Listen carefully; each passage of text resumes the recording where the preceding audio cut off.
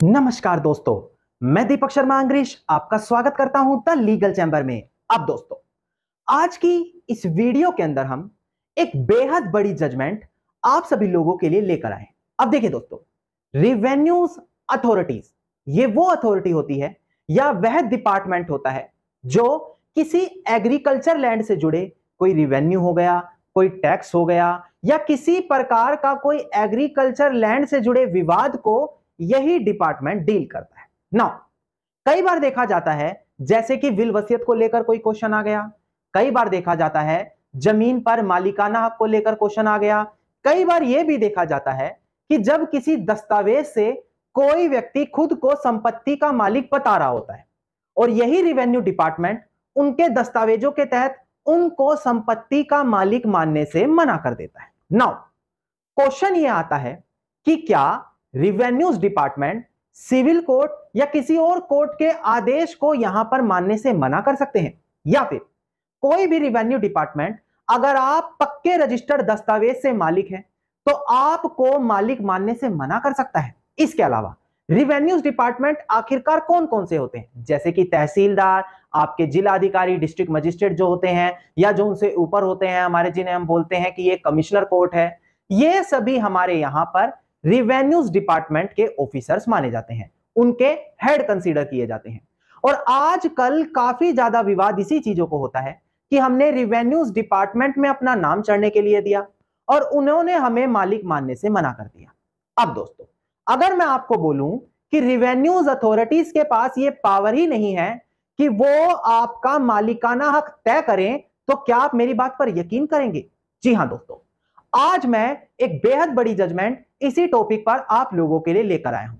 तो अगर आप लोगों को हमारे इस चैनल पर दी गई जानकारियां अच्छी लगती हैं, अगर आप लोगों को हमारी तरफ से किए गए ये एफर्ट अच्छे लगते हैं, तो मेरा आप लोगों से अनुरोध है इस वीडियो को आप लाइक जरूर करें, ज्यादा से ज्यादा शेयर जरूर करें और अपना वैल्यूएबल कमेंट सेक्शन में जरूर लिखें। तो चलिए दोस्तों, अब आज की इस वीडियो को हम ज्यादा लंबा ना करते हुए आज की इस वीडियो को स्टार्ट करते हैं।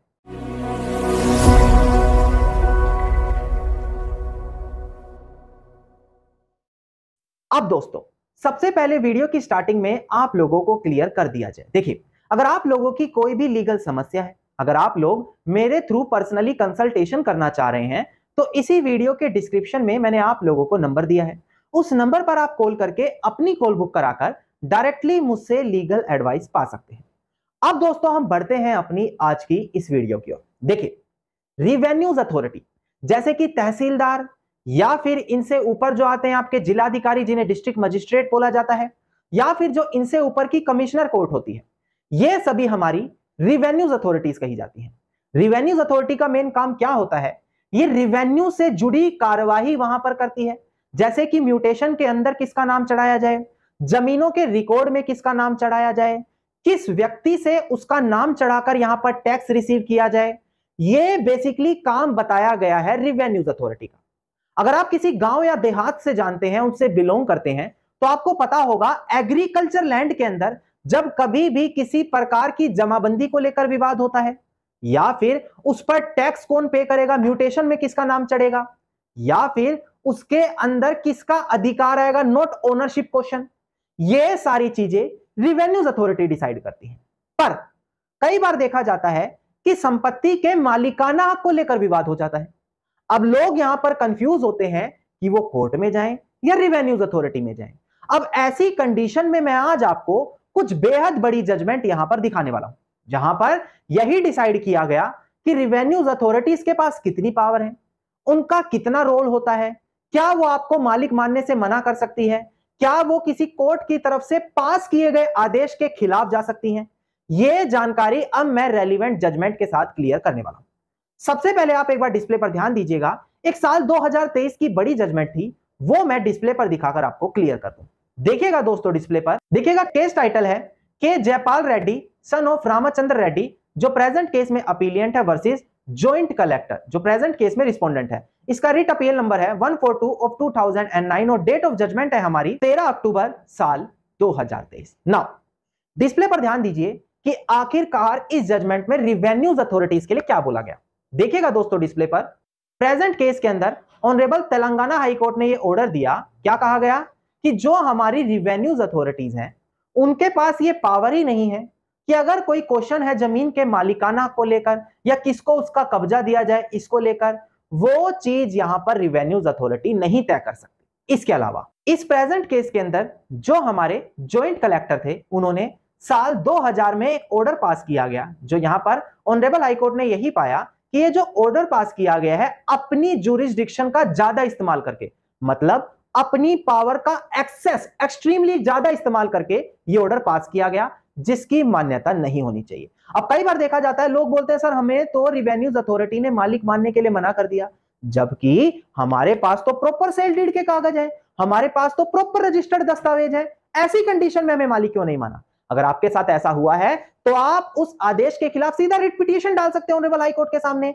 जहां पर यही कंसीडर होगा कि अगर कोई कॉम्प्लीमेंटेड क्वेश्चन ऑफ टाइटल है कि मालिक किसको तय किया जाए, तो ये ज्यूरिसडिक्शन प्रॉपर तरीके से सिविल कोर्ट को दी गई है। और हां, अगर आपका टाइटल डिस्प्यूटेड है, मान लेते हैं आप कागज लेकर चले गए कि मेरे पास सेल डीड है, दूसरी पार्टी कोई भी कागज नहीं दिखा रही, तो ऐसी कंडीशन में रिवेन्यूज अथॉरिटी आपका नाम अपडेट कर देगी। अगर आप आपत्ति लगाते हैं तो आपके कागजों को वेरीफाई कराकर उसको नाम चढ़ा देगी। पर अगर दोनों पार्टी यहां पर मालिक बता रही है, कागज दिखा रही है, तो वो चीज तय कौन करेगा? प्रॉपर सिविल कोर्ट ही तय करेगा कि प्रेजेंट केस में किसको मालिकाना हक दिया जाए। नाउ ये थी साल 2023 अक्टूबर महीने की जजमेंट। अब हम बात करते हैं लेटेस्ट जजमेंट के बारे में। एक बार डिस्प्ले पर ध्यान दीजिएगा, यहां पर आपको केस टाइटल दिखाई देगा। देखिएगा दोस्तों, केस टाइटल है हमारा माखनलाल जलान, जो प्रेजेंट केस में पिटिशनर है, versus state of Jharkhand deputy commissioner land reform deputy collector and others, जो प्रेजेंट केस में रिस्पोंडेंट है। और 12 अप्रैल साल 2024 की, यानी कि बिल्कुल लेटेस्ट जजमेंट लाया हूं। अब आखिरकार इस जजमेंट में क्या क्लियर किया गया वो मैं आपको बताऊं, बड़ी ध्यान से वीडियो समझिएगा। देखिए, प्रेजेंट केस के अंदर जो जमीनी विवाद है दो प्लॉट को लेकर है, plot number 381 and plot number 382। यहां पर बताया गया है कि प्रेजेंट केस के अंदर बाबू बिपिन बिहारी नाम के व्यक्ति ने सेल डीड बनाकर इन दोनों प्लॉट्स को आगे बेचा था। अब यहां पर ये प्लॉट आगे जब बेचे गए, बाबू राम सिंह और बिहारी लाल जी को बेचे गए। इसके बाद बताया जा रहा है कि बाबू राम ने ये प्लॉट आगे बिहारी लाल को बेच दिए, यानी कि अब बिहारी लाल उन दोनों प्लॉटों का पूरी तरीके से मालिक बन चुका है।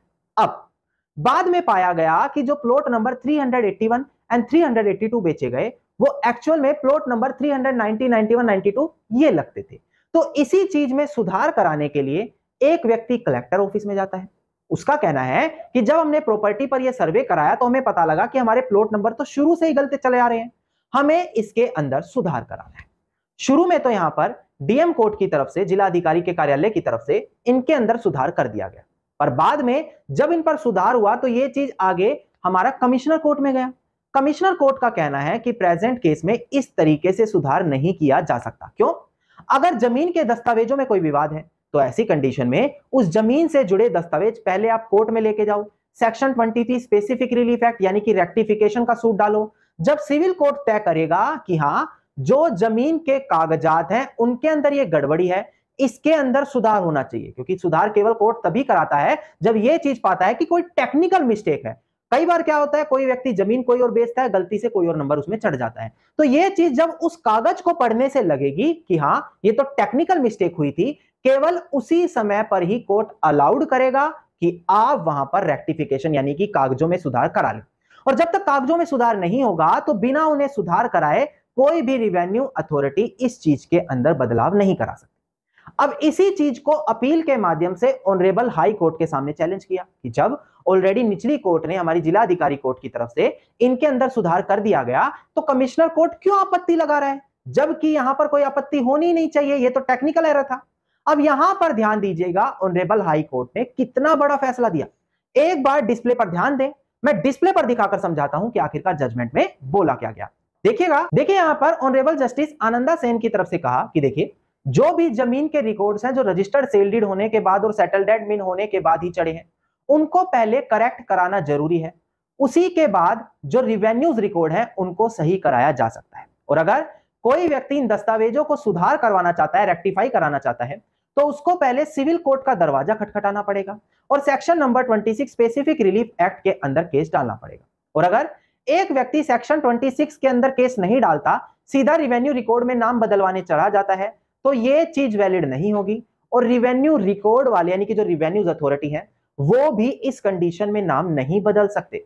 यानी कि अगर जमीन के दस्तावेजों में कोई गड़बड़ी है तो अब रिवेन्यू रिकॉर्ड आपकी मदद वहां पर नहीं करेगा, आपको प्रॉपर सिविल कोर्ट में जाना पड़ेगा, सेक्शन 26 स्पेसिफिक रिलीफ एक्ट का केस डालना पड़ेगा, जहां पर दोनों पार्टियों को बुलाया जाएगा, डॉक्यूमेंट स्टडी करा जाएगा, और अगर कोर्ट को लगता है कि आपके डॉक्यूमेंट में यह बदलाव होने जरूरी है, चाहे जमीन का नंबर हो, जमीन की दिशाएं हो, उसी के बाद कोर्ट आदेश देगा कि वहां पर इन जमीन के इन कागजों में यह बदलाव किया जाए, और केवल उसी के बाद आप लोग जाकर रिवेन्यू रिकॉर्ड में ये सारी चीजें बदलवा सकेंगे।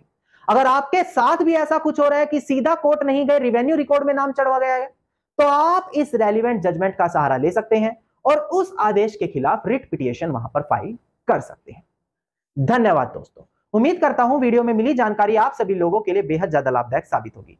अगर वीडियो में मिली जानकारी आप लोगों को अच्छी लगी तो इस वीडियो को आप लाइक, शेयर और कमेंट जरूर कीजिएगा। वीडियो से जुड़ा अगर आपका कोई भी क्वेश्चन है तो आप मुझे कमेंट सेक्शन में भी लिख सकते हैं। इसके अलावा अगर आप लोग पर्सनली मुझसे सलाह, लीगल एडवाइस लेना चाहते हैं तो वीडियो के डिस्क्रिप्शन में नंबर दिया है, नंबर पर कॉल करके अपनी कॉल बुक कराकर हमारे थ्रू आप कंसल्टेशन पा सकते हैं। और अगर आप इसी प्रकार की इंफॉर्मेटिव वीडियोस रोजाना पाना चाहते हैं तो चैनल को तुरंत सब्सक्राइब करके नोटिफिकेशन बेल आइकन आप जरूर दबा दें।